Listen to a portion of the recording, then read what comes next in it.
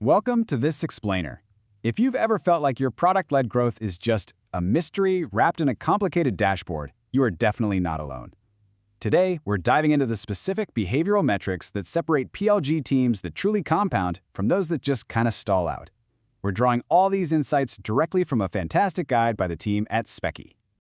So here's our roadmap for today. We'll start with the PLG measurement trap, then walk step by step through the 4 layers: acquisition quality, true activation, engagement and habit, and expansion and virality. Finally, we'll wrap up with dashboards and common pitfalls. All right, let's jump right into part 1, the PLG measurement trap. Why exactly is your self-serve funnel stalling? It's a hugely frustrating question, right? Because PLG sounds so incredibly simple in theory. Just let the product do the selling. But if you're stalling in practice, the brutal truth is you're probably measuring the wrong things. You might just be optimizing for vanity metrics and wondering why the engine isn't compounding. Think about it like this. There's a massive paradigm shift happening here. In a traditional sales-led model, your funnel is super linear: lead, opportunity, demo, close. You're basically measuring human handoffs. But with product-led growth, there are no human handoffs. The funnel is entirely behavioral. You have to measure the specific product actions that predict revenue, not arbitrary pipeline stages. For example, seeing 10,000 signups is a total vanity metric if 9,800 of those users never actually experienced real value in your product. It's kind of like throwing a massive house party where literally nobody dances. If you just copy and paste sales-led metrics into a PLG context, you're going to end up totally confused. You need to know what behaviors actually predict retention. Which brings us nicely to layer 1, acquisition quality, moving away from raw volume. A massive surge of broad, billboard-style signups is actually worth far, far less than a tiny handful of signups from a blog post that targets your exact ideal customer profile. Why? Simply because those 10 people will actually stick around and use the product. Track your sign-up-to-activation rate by source and keep a really close eye on your PQLs, your qualified product-led signups. A PQL isn't just someone with a pulse. It's a sign-up that matches your ICP and has already completed an activation step. Okay, moving to layer 2, true activation.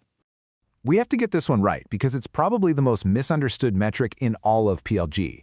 Activation is absolutely not just checking boxes on an onboarding list. It's not logging in twice, and it's definitely not watching an intro video.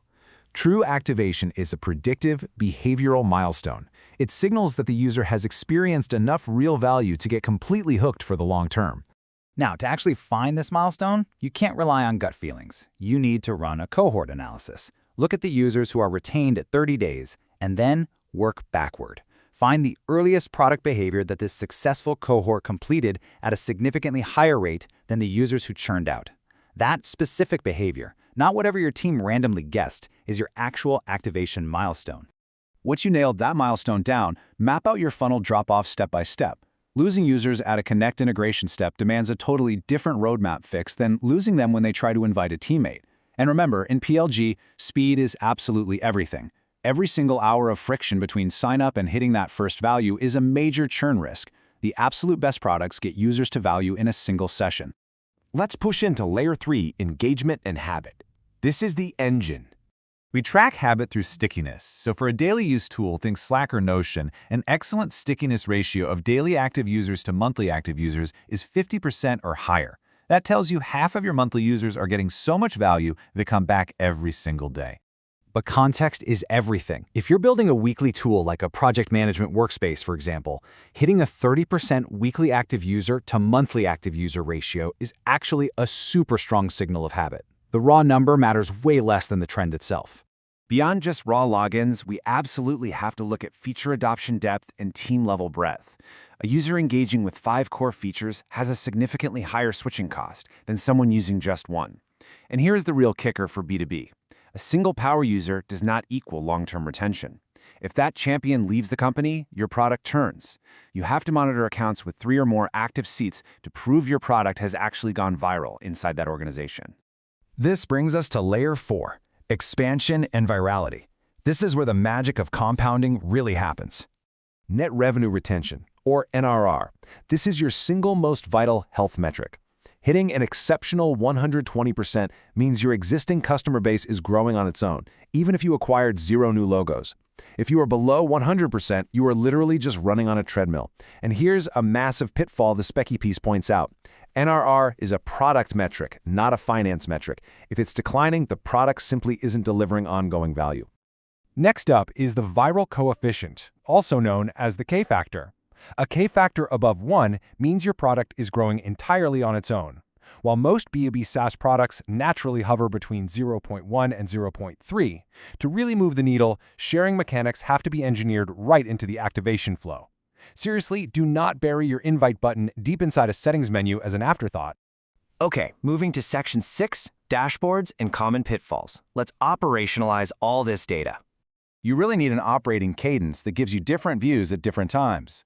Your tactical weekly pulse should be laser-focused on immediate, real-time signals.